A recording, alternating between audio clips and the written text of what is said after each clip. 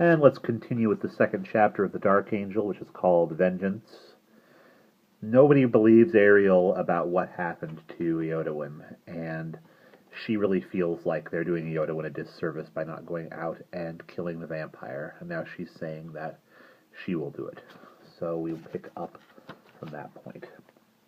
The climb up the cliffs was steep, and Ariel was out of breath, for she was hurrying. Soulstar had been barely peering over the rim of the western deserts when she slipped away from the others at their morning prayers in the courtyard of the Syndic's house, praying to the unknown nameless ones, they who had first fallen from the sky in fire to quicken this, a then dead world, the moon of Oceanus, into life.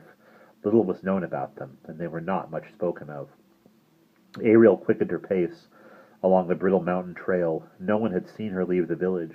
She carried only the long knife she had stolen from the kitchen and a small sack of provisions. She did not know how long she might have to wait, but she would wait. Wait until the Icarus came, or the food ran out and she died. Surely he will come, she thought. If only I wait long enough, he must come. Hear me, O unknown nameless ones, she panted, padding rapidly along the narrow, rising path. She had never prayed before, but she had heard the Syndic do it, offering up the house prayers each morning and the village prayers each night. Hear my words, prayed Ariel, and let there be justice for the killing of my mistress and my friend. Not any of her family seeks to avenge her. As I would, thought Ariel, pausing for breath. Her head was spinning from her haste. Let them hear me for Eowyn's sake. I myself am of no consequence. The unknown nameless ones granted few prayers she knew, and generally only personages of great importance dared petition them.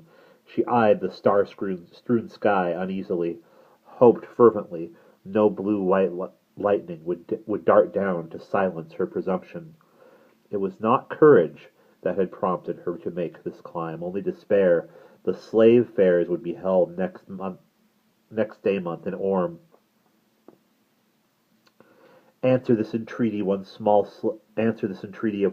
slave, O ancient ones, she cried into thinning air, and I care not what becomes of me after.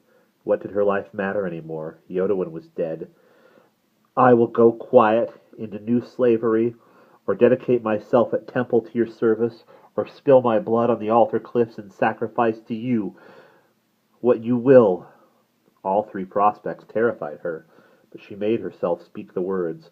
Surely the gods would have pity on one so desperate. The dark vast sky above loomed empty, but for stars. She gasped for breath, and realized then that tears were streaking her cheeks. Her jaw hurt from having been clenched a long time, hard. She scrubbed at the tears angrily, shoved away from the cliffside against which she had rested, and hurried up the path. I'm coward enough without weeping, she muttered. She gripped the long knife tighter in one hand. But let him come, she prayed, silent again. Only let him come. Soulstar was a few degrees into the star-littered sky by the time she reached the summit. The air was thin.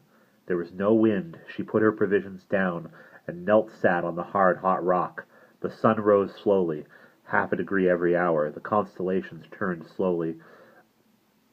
The waning planet did not move, sat motionless in the heavens like a great, slow-blinking eye. When the sun was 4 degrees into the sky, Ariel ate a handful of bedshell seed and took a sip of water from the flask. When Soulstar was 6 degrees above the plain, she ate again and stood up. Her legs were stiff and sore. One foot prickled numbly. She paced back and forth over the crumbling rock to get the circulation back. Then she sat down again and waited, dozed, ate, and waited again. He did not come. The sun was 16 hours into the heavens when she discovered the cracked mouth of her water flask had leaked half its contents into the thirsty rock. Soulstar had climbed another 12 degrees when she drank the last of the water and threw the flask away. The sun was 36 degrees into the heavens when she ate the last bedshell seed. Her mouth felt tight and dusty, and she was hungry still. The stars wheeled slowly on. Her thirst and hunger grew until she felt dry and hollow as a reed. Soulstar was halfway to its zenith when the vampire came. He came out of the northwest as before, but this time she saw him from a long way off. At first she thought it was just hunger making the stars wink out occasionally, but no, she could see more clearly now that she concentrated, now that he was closer, that this small but growing shadow across the stars was more than a simple figment of her own fatigue.